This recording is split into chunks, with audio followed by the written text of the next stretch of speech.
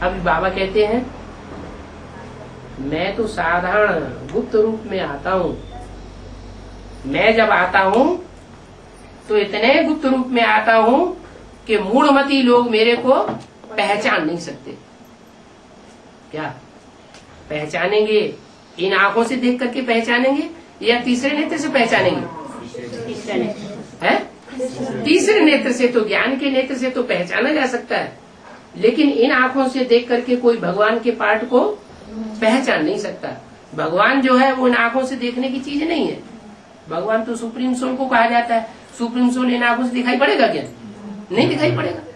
वो supreme soul वो स्वयं आकर के कहता है कि बच्चे मैं जिस गुप्त रूप में आता हूँ उसको बुद्धि के तीसरे नेत्र से ही समझा जा सकता है, और वो तीसरा नेत्र लेने का तरीका है 7 दिन का कोर्स।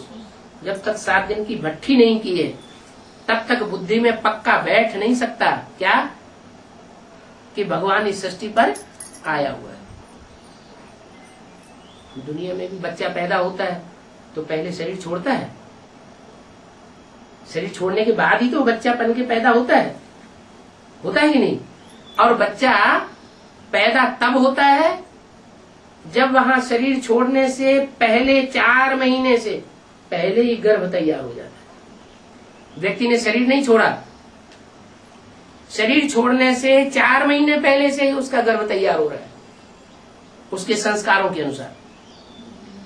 वो गर्भ 4-5 महीने का जब हो जाता है निर्जीव गर्भपिंड, तब उसमें वो आत्मा वहां से शरीर छोड़ करके आती है और प्रवेश करती है, तब उसमें हलन चलन शुरू होती है। फिर 9 महीने के बाद बच्चा पैदा होता है। ऐसे ही यहाँ भी है। यहाँ तो आत्मा की बात है, यहाँ कोई शरीर की तो बात लंबी चौड़ी है नहीं कि 9 महीने बिताने पड़े। हाँ ये है कि एक दिन आना, एक दिन जाना और 7 दिन की भट्ठी।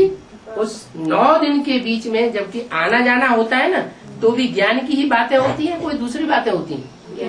ज्ञान की बातें होती हैं। तो ज्ञान गर्भ में आत्मा 9 महीने जो है वो पक करके तैयार होकर के बाहर आती है, और बाप के घर में जाके उसको जन्म लेना पड़े। क्या? कहाँ जन्म लेना पड़े? बाप के घर में जब तक जन्म नहीं लेगी जाके, तब तक बाप का बच्चा नहीं कही जा सकती। उसको संशय, निश्चय, निश्चय, अनिश्चय आता ही रहेगा, पक्का निश्चय नहीं बैठेगा। बच्चा बाप के घर में जन्म ले लेता है, बाप का पक्का बच्चा बन जाता है।